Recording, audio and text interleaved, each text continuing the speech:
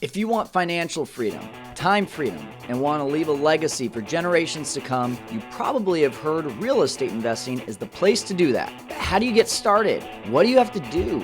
When's the right time? If you are looking for those answers, you've come to the right place. My name is Kyle Stanley, and this is Fearless Flipping. My mission is to help you learn this business and conquer real estate investing. Hey, what's going on, Fearless Flipping community? Welcome into another episode of the Fearless Flipping podcast. I'm Kyle Stanley, and if you have ever thought about being an agent or being a real estate investor, or maybe bringing both of those together and seeing how they can help you on either side of that, whether you're an agent now or an investor now, how adding one of those on can make you a double threat, that is something that we're going to be talking about today, and that is something that you are going to gain great knowledge from Darren Wade here in Fresno, California. He's doing both. Before we get to that, I do need to ask just a quick favor. Can you do me a favor and like, subscribe, review, no matter if you're on the podcast or the YouTube channel? But here is one cool thing that we're doing. If you are on the YouTube channel or the podcast, leave either a comment or a review. So if you're on the YouTube channel, leave a comment. If you are on the podcast, leave a review and let us know how have you taken one of the things that you've learned from listening to this podcast and YouTube channel into effect and how it's helped your business. If you can share that with us, we are going to mention you on the next YouTube video podcast and, of course, the regular podcast. If you just mention how something here on the Fearless Flipping podcast has helped you in your business, that would be really awesome, and we'd love to be able to give you a shout out. Now, without further ado, let's just go ahead and send it out to Darren Wade. Once again, we're talking about how becoming an agent along with being an investor can help you dominate and conquer real estate investing. Hey, we've got another local guy here in Fresno, Darren Wade to my left, and I am stoked to have Darren in here. Of course, we are going to just jump right into it, Darren, and talk about these Fearless 5 questions I've got for you. So the number one, with you being a realtor and an investor, what is your weirdest or most interesting real estate story? Yeah, so I have several interesting stories. Being a realtor and an investor, you see interesting things every single day that you go into a property. One of my best stories was last year I had a listing that did not sell.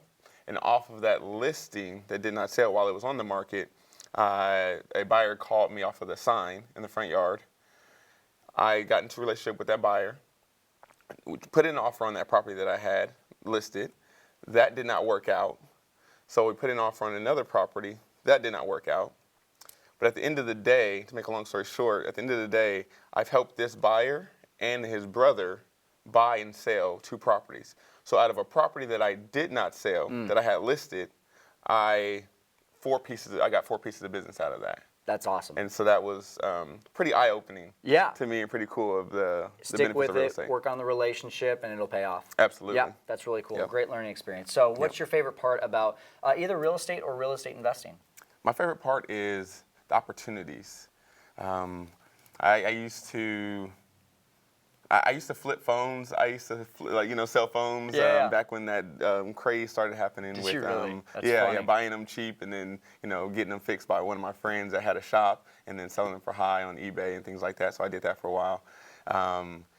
And I've sold all kinds of other things in the past as well. But in real estate, you're really making a difference to the neighborhood, to the person that's going to buy the home.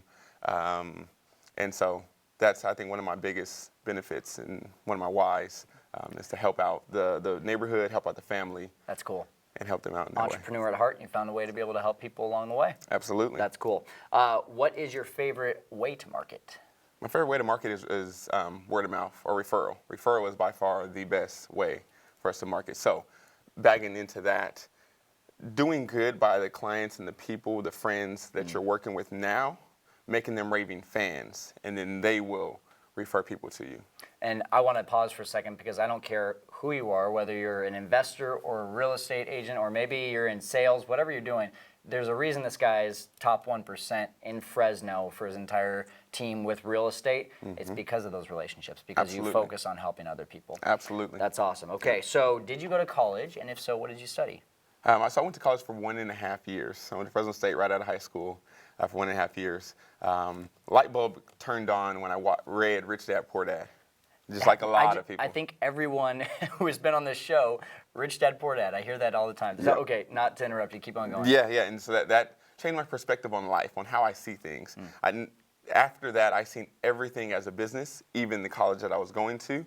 Whether I passed or failed, did good or not, they would take my money and they would keep running. And so I didn't want to do that anymore. And so I left and moved to Southern California for about 4 years. That's and, awesome. Yeah, so just a little bit of college. Okay, so that leads us into the final question here, which is really about your story. So you read Rich Dad, Poor Dad. You moved to LA. How does that transition you into where you're at now? You know, just kind of take us through your story and tell us, especially being a real estate agent and a real estate investor, you know, how that transition happened. Yes. So after reading the book Rich Dad, Poor Dad back in 2004, or 2003, 2004, I started door knocking and I started sending mailers out at that time. Nice. And because that's what I read, probably not in that book. Actually, that book made me realize that real estate investing and passive income was the way that I wanted to live my life or have my income coming in. So then I looked into Carlton Sheets program, which was an old program back in the day, and a couple of other different programs. And I used to go to these trainings with my auntie, who was an entrepreneur as well. And so 2004, I wanted to be an investor, door knocking, sending out some mailers. Didn't land anything, didn't help anybody at that point in time. So I said, okay, forget this. I'm going to move to Southern California, and I'm going to try to start a business out there, and then bring that business back to Fresno because Fresno gets things late. Didn't end up doing that. Ended up taking some acting classes, working on some films and TV shows and things like that, small roles. Worked at a Nordstrom's full-line store. Got sick in 2008 with Crohn's disease. Oh my goodness. Yes, and lost a lot of weight and things of that nature. Moved back to Fresno to recuperate with my family. And then after a few years of recovering and working and getting back on my feet, I realized that I was going to stay in Fresno a little bit longer than I had wanted to because I wanted to move back out to Southern California. And at that time, I was thinking of, okay, what is the biggest difference I can make in somebody's life? Because I want to make a difference in people's lives every day. And real estate, being an agent was one of those things. So my thought process about being an agent on the retail side would feed into being an investor on the investing side. So I told myself, I forget who says this, but help enough people get what they want, and eventually you get what you want. A few people have said that. Yeah, Yes, yeah, yes. But I definitely agree with that statement. Yes, and so I didn't have a home at the time when I first started selling real estate, and I realized that, hey, if I help people, then I'll eventually get my own home. Since I never lived in a home, except for once when we first moved to Fresno. Most of my life I lived in apartments. And so that's where I made that transition into becoming a realtor and did that. I've been doing that now for 7.5 years and investing for 3.5 years. Okay, so it's crazy how so many people that I've met in this, real estate has come into their lives and then it's kind of maybe gone away for a little bit and then it just kind of peeks back in there. So back in 2004, you saw real estate and then you took that 4 years off. Do you look back at that 4 years and say, man, if I would have done that, I would have been here today? Or do you see that as just part of your journey? I see it as part of the journey. But there are times when I do feel like I'm behind. But I think everybody that's ambitious and want to do things feels like they're behind. Actually, when I was out in Southern California, I did join a mortgage company. So I was doing mortgage for a little bit, and the owner of that mortgage company also had a real estate division. So I was doing very little real estate at that time, making some cold calls and things of that nature. So I was in the industry, but not all the way in, because at that time I was still working at the Nordstrom full-line store. Gotcha. Okay. Yeah. So fast forward 2008, that's when you got back into real estate, right? Yeah, well, that's when I came back to Fresno. Okay. 2012. Oh, 2012. Was when I got into real estate. Okay, so 2012, you're getting right back into real estate.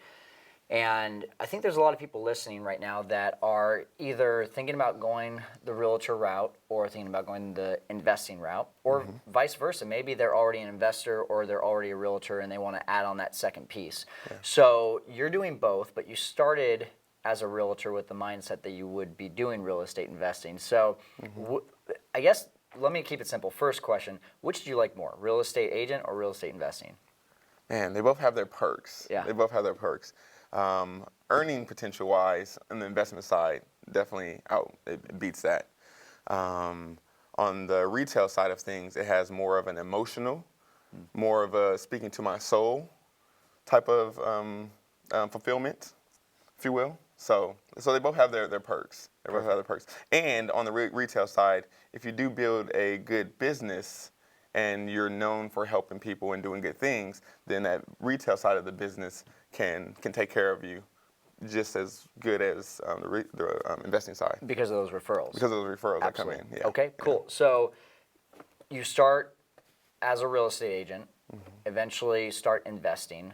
Were you looking for investments that whole time, or was there just a light bulb that one day you said, man, I need to add investments to my tool belt as well? Yeah, so I wasn't looking for investments at that time, even though I knew that that's something I wanted to do long term. I was not, and I don't remember why exactly. Because it started in 2012 and prices was down at that time. And actually, I didn't have the creativity to know that I could buy properties by using other people's money, as I do now. I have heard the term OPM, other people's money, in the past, but for some reason I was not pursuing that and looking for opportunities. It wasn't until my first investment deal, my auntie, God bless her, she was moving away, and she had a property on the west side that she lived in forever. And they called me over to list the home for sale. And I started to think, oh, what would it look like if I purchased it? So I ended up purchasing it, seller financing, and then I refinanced and paid her off within, it took a little bit longer than I wanted it to. I told them I would do it in 6 months, and it ended up taking, I think, 8 or 9 months to refinance and pay them off, or pay her off. And of course, I made payments up until then. So then that was our first rental property. So that was my first buy, rehab, rent, refinance, and then repeat. Of course, that's great. So yeah, with the help of my auntie. That's awesome. Yes. And she was happy because she got her house sold. Absolutely. So just backing up for a second, you used a term there. I want to make sure our viewers and listeners know seller financing. Can you just walk me through what that looked like? Yeah, so seller financing was a deal where my auntie acted as the bank. We agreed upon a certain percentage up front of interest and a payment that I'll pay her every month. I believe it was interest-only payment. No, it had principal and interest tied into it. Made those payments, and that explains. I was going to. Perfect. Yeah. Well, and then you sell the house. She gets her equity and profit, and then you get your profit as well. Yes. Well, actually, I refinanced. Oh, sorry. The Yeah, house. absolutely. Yeah, refinanced into a conventional loan. Yep. Paid her off of what I owed her, the remaining amount I owed her, and then kept the property as an investment property. That's awesome. And then the monthly payment on that made great sense for me to rent it out and have a good amount of cash flow. How cool that you got to help out your aunt the very first time on your very first deal too. That is tight. That's awesome. That's really tight. Yeah. Hey, Fearless Flipping community, we are taking a quick break from the podcast to talk about Airbnb. For those of you that don't know, I have built much of my residual income around Airbnb. Despite a lot of other investors being really excited about long-term renters, I was not. I saw an opportunity with Airbnb to get to my goals faster, to get more cash flow, and to pay off my houses quicker too. So instead of being really happy like a lot of other investors are with $200 to $300 of cash flow every single month, I've turned my renters and rentals into over $1,000 on average of cash flow every single month. So if you want to learn more about Airbnb, my systems, where I pick my Airbnbs, how I communicate with guests, maybe you've already got Airbnb as a business on the side right now, but you want to take it to the next level, I am absolutely here to help you. You can book a free consultation with me about Airbnb. Learn more by booking at fearlessflipping.com/consultation, and you get me for 30 minutes for free. That's right, 30 minutes absolutely free. And that's once again fearlessflipping.com/consultation, and I'm looking forward to helping you conquer Airbnb investing.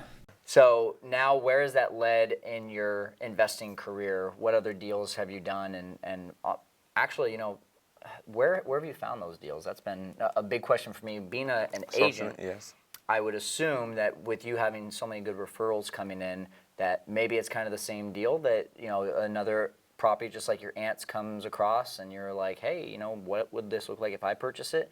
Am I right in assuming that, or? Yes, Okay. yes. Yes. There was one deal. One deal came from a referral from a friend, a gentleman that I got into or built a relationship with. He said, "Hey, my friend's looking to sell these 2 properties. Are you interested in it, or interested in helping him sell them?"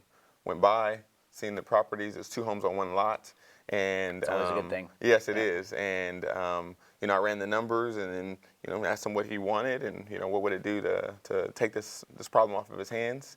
And we came to a common agreement on number. Then move forward from there. That's great. Yeah. So did you burr that one too? I attempted to. Okay. But the back unit was not considered to be it was not in the tax records. Okay. Yeah. Long story short. So I was originally going to buy it for $110,000 for both units. When the conventional financing, when the appraiser went by to the house, he only gave value to the front unit and said the back was a garage or a shed or something like that. Even though the back is bigger than the front and it has 2 bedrooms, 1 bath, and all this other stuff, and it's all done in a professional manner. Because it wasn't on tax records, I believe is why he said that it doesn't count. Now, not all appraisals are like that. Not all appraisers are like that. Right. So this one was, and so I ended up only getting value on the first one, and then so this seller financed the back one for me. Okay. So now he has a loan for 15 years at a market rate interest rate, and so I'm making payments to him every month. There you go. Yeah. That's awesome. Yeah. Perfect. So creative, being creative absolutely. with our financing. Well, and that's what a good investor does, is just solves problems and finds a way to be creative, right? Yeah, absolutely. Okay, cool. So, with people listening right now who are in the mindset of, I'm an investor, or I want to be an investor, why would I want to also be a realtor? How can you answer that question? That's good. So I think it depends on a few different things. Because being a realtor, you're held to a higher standard. So you have to keep in mind that you have to do best for the client that you're talking to. And you always have to disclaim that you are a real estate agent, licensed real estate agent. Because if that person says that they felt like they were taken advantage of because you didn't show them the numbers or what the home could sell for, if they did X, Y, and Z to the property, then they can come back and try to sue you. So it's a fine line, being on the realtor side of the business and on the investor side of the business. So it depends. It depends on somebody's willing to take on that risk. It's helped me by having knowledge about property as a whole. Calculating ARV, after repair value, which is an important factor when you're flipping or when you're buying and holding a property, but more when you're flipping. It's helped me build more relationships with vendors or contractors and tradesmen that can renovate a property, whether for myself or for a client. That's great. So it's helped me in a few different ways. So again, it just depends, because I always have to disclose, hey, I'm a licensed real estate agent, but I'm here to look at your home as an investment because of the condition. Absolutely. Okay, now on the other side, I'm a realtor, I'm listening to this. Why would I want to be an investor too? Because we don't have a retirement plan. Okay. Because we don't have an entire retirement plan, we need to create our own retirement plan. And investing in real estate and getting that passive income every month is I believe, the way to go to do that. That is awesome. Can you just maybe paint that picture? What does that look like? If I'm a realtor, I'm listening to this right now, and I'm thinking, well, if I sell so much, I'm going to be just like everyone else. I'm going to put my money into the stocks. By the time I'm 70, I can retire, live off my funds. How does this differ? Your, retirement plan of real estate, how does that differ from the conventional way that maybe a realtor might go? It differs because any listing appointment that you go on, any opportunity that you have to meet a homeowner of a property, you can look at that as an investment. Does it make sense for you to attempt to purchase that home? Does it make sense for does it make sense for you to purchase that home? I didn't answer your question there. No, you're completely. Good. Well, essentially what I'm saying is, because your exit strategy, it sounds like, is mainly buy and holds to build up passive income. Passive income, correct. Yeah, okay, yeah. So that would be, when you talk about that retirement plan, that's your retirement plan. Correct. Okay. Correct. Got yes, it. Yes. How many rentals do you need to own to have that retirement in check, or do you know? Yeah, no, that's a good question. Yeah. So, and I don't base it on the amount of rentals I need to own, because I believe that, or I know that every opportunity, every investment could have different cash flow, right? I have a minimum of $300 per investment. That's great. That we aim for. But I mean, sometimes it may be, $400, $500, $1,000. It just all depends. So my goal right now is to get $10,000 a month in passive income. That's great. To replace my working. And where are you at income in right now, Texas. if you don't mind? Yeah. So over, I would say a year over. Somewhere around $16,000. That's great. A year. And that's what you've accumulated over the last 3 years. Yes. Okay. Mostly over the last less than a year, because I bought three really? of the. Yeah, so I bought three. So I own 7 properties now. One of them is personal, so let's say 6 properties Okay. now. One of them is an investment where I'm flipping it. It didn't make sense as a rental, so I'm going to flip that one, and that's here in Fowler. The second one is in Texas, Baytown, Texas. That's going to be a flip. I was originally buying that to do the BRRRR method, but once we got into the rehab and things of that nature, or once we got into the rehab, the numbers, went a little bit over budget, and the market started to soften up. So the value wasn't there for me to do a BRRRR strategy on that one. So I'm going to end up flipping that one.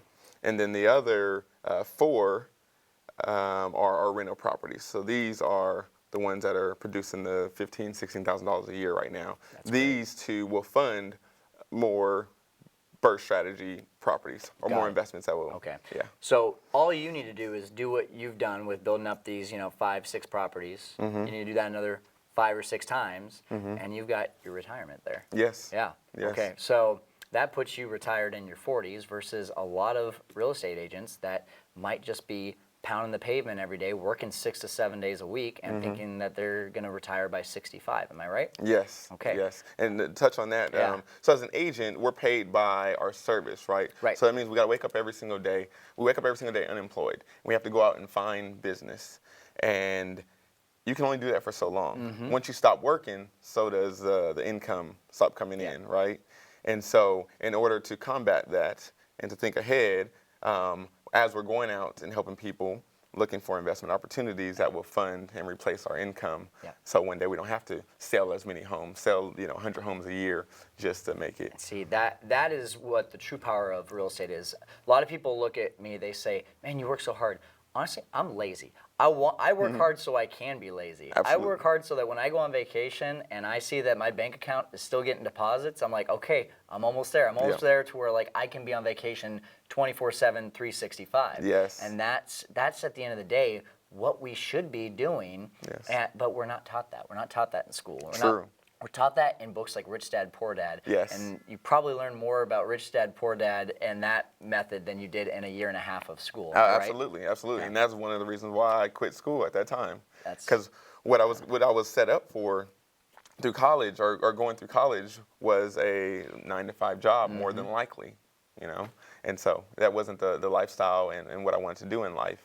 And I know plenty of successful people that either never went to college, dropped out of high school, or dropped out of college and did something where they created something or, they were entrepreneur. Absolutely. Cool. And they made a good living. Well, and we got to touch on your personal life too, because dad realtor, and then is it realtor mom or mom realtor? Realtor mom. Okay, Realtor mom, so you two are doing the realtor life together. Yes. Do you work at the same with Strive together? Yes. At Keller Williams? Yes. Okay, yes. gotcha. Yep. And that's got to be both fun and challenging, I'm guessing. Absolutely. Yeah. yeah. Fun and challenging. Talk for about sure. that relationship. Yeah. So my wife and I, I've been in the business for 7.5 years. She's been in the business for 6.5 years. I inspired her to get into the business. She's always been a business-minded person, so it was a good fit when we linked up and started working together. We started Strive Real Estate Group a little over probably about 3 years ago. So it's our business underneath the Keller Williams brokerage umbrella. So we run it like a business. We look at P&Ls, every month and every year. We pay attention to our expenses. We pay attention to our income. We pay attention to the tools and systems and the people that the things that we're paying for. That's awesome. So we run it like a real business. We have admin staff that helps out on the back end and make things go. Yeah, so it's been good, it's been fun, and it has been challenging. Working with your wife isn't always fun because I mean you're in the trenches Yep. all the time with each other, and you can be supportive of each other. So I think that has helped. But when we go home, most of the time we're talking about either real estate on the retail side or real estate investing, and so it's always in our lives, and then that's a good thing.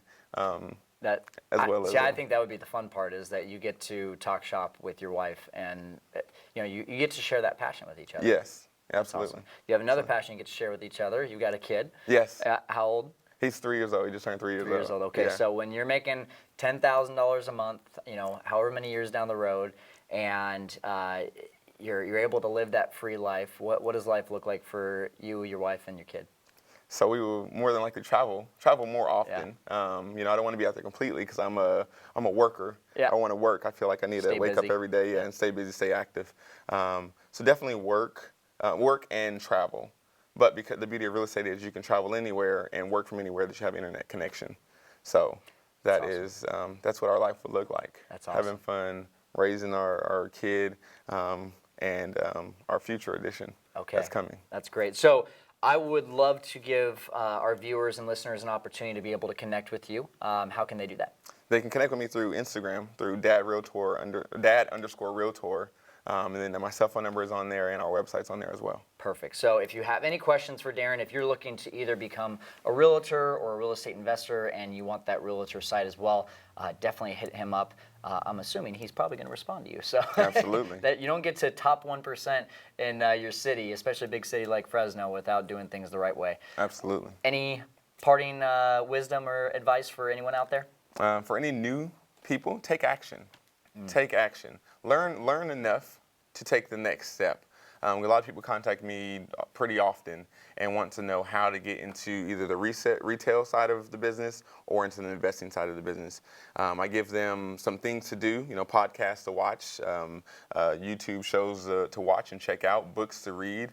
Very few of them do it. Most of them don't. And they just continue to do whatever it is that they want to do. Or not what they want to do. Continue to do whatever it is that they've been doing. And so I would say take action. Take action. Find opportunities. Start talking to people, door knocking. Inexpensive actions like that could help you out a lot. Awesome. Take action, take Darren's advice, and soon you will be conquering real estate investing. So I hope you just see from that, all you need to do is take action. Whether you want to be a real estate agent or a real estate investor, the important thing is that you just take action, you go for it, and eventually, if they are meant to be married with each other, it's going to happen. You're going to see the need and you're going to go for it. So if you want to connect with Darren, make sure to get him on Instagram like he mentioned, but also check out our show notes, which is going to be fearlessflipping.com/Darren Wade. That's DarrenWade. That's Darren Wade. So check it out. Go conquer real estate investing. We'll see you next time.